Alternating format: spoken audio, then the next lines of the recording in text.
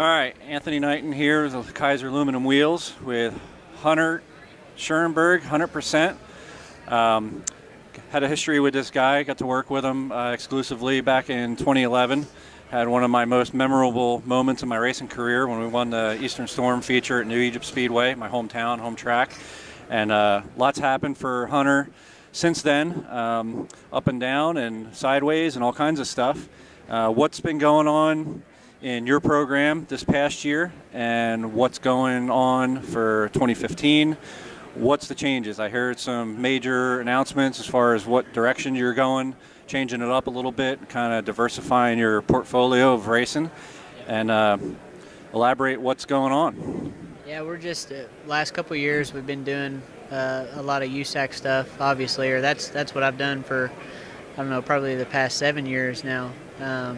Did a lot of ASCS stuff before that, so I've always had kind of a wing sprint car background, but you know, the last 4 or 5 years have been pretty good in USAC, you know, and we've won our fair share of races. And this past season I kind of had an opportunity to own my own race cars, so I felt like for me that was a step in the right direction. I kind of like having my own cars and building them myself and racing them, so we jumped on that and got our own deal going.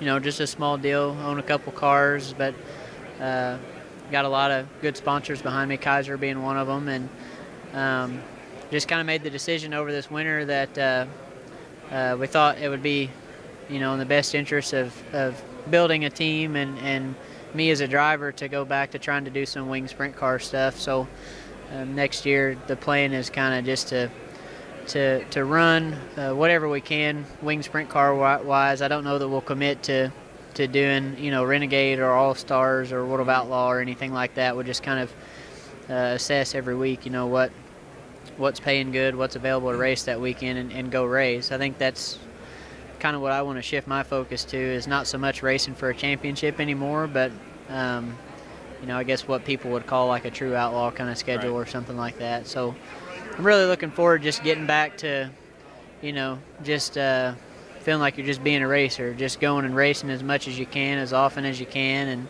and with as many different groups as you can. So you know, I'd still like to, you know, be a part of USAC too, race some stuff there and try to get some rides here and there. I'd still love to win Indiana Sprint Week, and you know, the SmackDown would be cool to run. So just really want to kind of try to diversify myself and get in a few different kinds of race cars, not do so much of one thing. So this year I've gotten to follow you quite a bit, mainly because you started venturing out into my neck of the woods, Pennsylvania.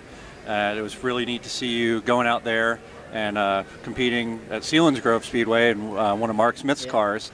And Selinsgrove holds a special place in my heart. It's kind of where I started my racing career. You know, we ran there weekly for 4 years, towing from New Jersey.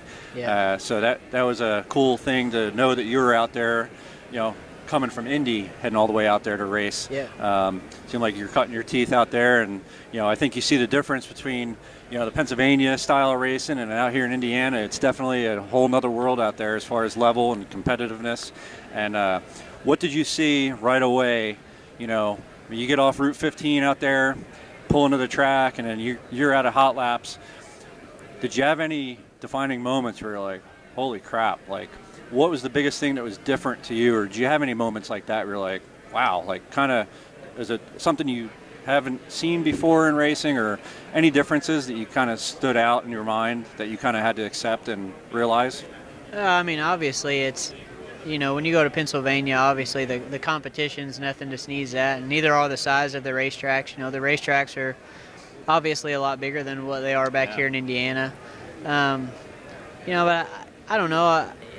You know, to me it was just kind of accepting the fact that, okay, you're going to have to humble yourself here. You're not going to be contending for a win the first couple nights back out. So you never know. Once you kind of accept that, okay, I need to take a chill pill for a couple nights and just try to figure things out, reacclimate myself. I hadn't been in a wing car in 8 years up to that point, so. And you take your first one back at Selinsgrove. Heck of a place to try that one. It was, yeah, I mean, the size of the track was pretty big, but you know, I try not to get too overwhelmed with, oh, well, I'm doing something way different, or I'm racing against this guy. A race is a race. A race car is a race car. But, but you still have to respect the fact that all those guys are tough. The racetracks are tough. So I just kind of took it like, I'm going to step in here and learn for a couple nights. And then by the third and the fourth night, I actually felt like I could actually get in there and race and be competitive. And had it not been for some of my driver errors, the third and fourth night we ran, I should have finished in the top 5 both of those nights. But I'm sure Mark let you know about that. Oh yeah. My big ego booster was that Mark. I had to start in the back because I didn't have a point average. Mark had to start in the back because he wins there every night, and he started a couple rows ahead of me and got stuck behind some guys on the inside, and I whizzed around him on the outside the first lap and stayed in front of him for a couple laps. And I was kind of laughing in the back of my head during the race that I passed him. But, then 3 or 4 laps later, I thought I was running the outside of the racetrack, and then I see Mark's car stick between me and the fence, and all but had to swerve to get out of his way because he poked his nose in there so fast. That was payback. Yeah, I know that was him just giving me a big slice of humble pie. But all that stuff was fun. I really enjoyed it. And yeah, the tracks were tough, the competition was tough, and it was something different. But by that last night that I ran, I felt like I was competitive, and I really wanted to go back and do it a 5th and a 6th time because I really thought I could have went out there and won a race. But it was fun. I think the more I do it, I'll get used to being back in a wing car again, and maybe next time it won't be quite so big of a slice of humble pie. What was your highlight of 2014, and any sponsors you want to plug, or what's your goal for 2015? Well, the highlight of my year last year was, one, just being blessed with the opportunity to get your own car together. Over the last winter, I really was kind of to a point where I almost had thoughts of quitting in the back of my head because the year before that was so tough, and things just didn't go my way. And to even get my own deal up off the ground was a huge accomplishment for me. And that was because of a lot of people that I had behind me helping. And then taking your own car and winning a national event with it. We won the USAC race at McCool Junction. I would have loved to have won a lot more this past season. But we had some engine trouble and some other things that just kept us from winning as much as I wanted to. But, I still can't be disappointed in going out, winning that USAC race with my own car.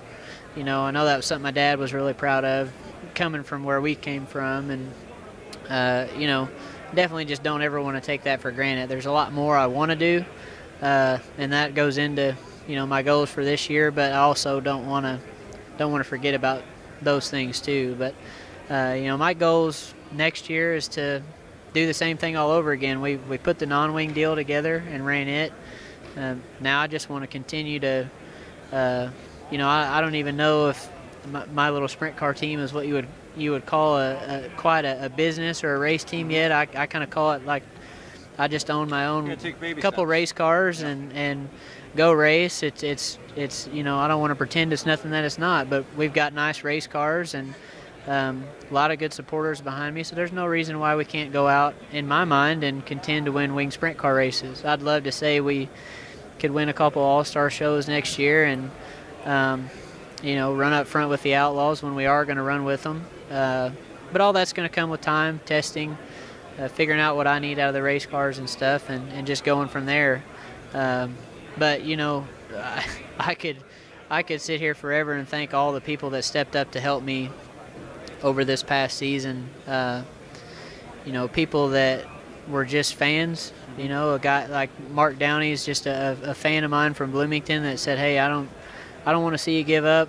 Here, this is what little I have. I want to give it to you and help you out." And then you got guys like Gene Nolan and Tom Vai that put me in a shop, put me in a truck and a trailer to have to use, and help me buy diesel fuel to get up and down the road. And Mark Smith with Mach 1 chassis and Jake Argo. Got to have that guy beating your head in with the wrench and kicking you. And Jake was going to be the the last but not least guy that I mentioned there, Jake. You have Gene Nolan, you have Tom Vine, you have guys like Moses Motor Company that just did one-off deals with me to sponsor me to go to Nebraska. Amsoil sponsored me to go to Wisconsin. That's great. Ron Gorby owns a Howard Johnson Hotel over there in Ohio. He's been a supporter of me for a long time, sponsored me to go to Florida. I had so many people step up to sponsor me to go to this trip or that trip or whatever the case was, and then I had Jake there to really step up and just be that guy that he has a full-time job at competition suspension and a family, but he took time away from all of that to basically be my crew chief, wrench on the car and come down to the shop and help, and he sacrificed a lot to be able to do that for me. So it takes people like that. It takes people that love it as much as you do and care that much about it to make a deal like that work. Yeah. That are doing it for obviously more for just a paycheck, because a lot of it's heart. There's not much of a paycheck in it at the level that I'm doing it for a crew chief anyway. So I mean, I could go on and on about everybody that's helped me out. It's incredible. Well, we wish you luck in your 2015 campaign, wherever it may take you, wing, non-wing, midgets. I know you're trying to beat some people up here this week for a Chili Bowl. Yeah. So hopefully that works out for you, and definitely wherever you go. Obviously, Keizer Wheels has your back and hopes to get you to the front. And Merry Christmas. I appreciate it. Thanks for having me. Thanks, Hunter Schoenberg. Back to you guys.